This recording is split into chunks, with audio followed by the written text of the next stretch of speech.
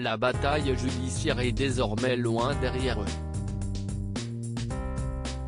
Plus de 2 ans et demi d'âpres négociations concernant l'héritage de Johnny Hallyday, Laetitia Hallyday a réussi à trouver un accord avec les aînés de l'idole et des jeunes. D'abord avec Laura Smith, puis avec son demi-frère, David Hallyday. Un bonheur pour les trois, qui peuvent désormais oublier cette période difficile et aller de l'avant. Dans 7 à 8 ce dimanche 18 octobre, pour sa première interview télévisée depuis 2 ans, CIST a demi-mot que Laetitia Hallyday a accepté d'évoquer cet accord au moment de parler des projets récents autour de la carrière de l'idole et des jeunes. On n'est pas une famille comme les autres, a d'abord lancé la maman de Jade et Joy. Malheureusement, il y a des choses qui auraient pu rester dans la famille. Je n'ai pas envie de revenir là-dessus. Notre famille aspire à beaucoup de paix, a continué Laetitia Hallyday, épuisée par ces longs mois de bataille judiciaire. Aujourd'hui, il y a eu une conciliation et tout le monde a besoin de retrouver la paix. Tout le monde a besoin de se reconstruire.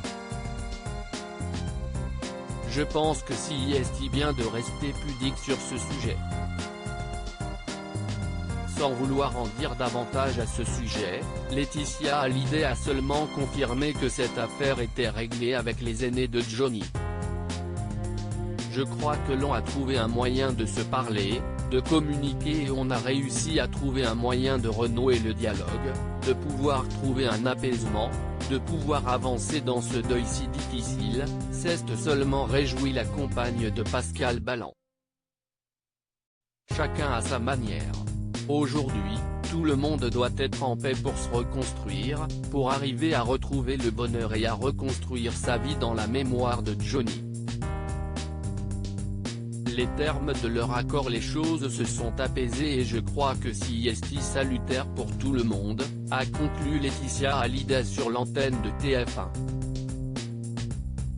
Pour rappel, Laura Smith et sa belle-mère ont trouvé un accord il y a plusieurs mois. Celle qui est devenue maman pour la première fois a renoncé à toute poursuite judiciaire en France, a reconnu le testament américain qui ne prévoyait aucun héritage pour les 2 aînés et a encaissé un chèque de 2,6 millions d'euros.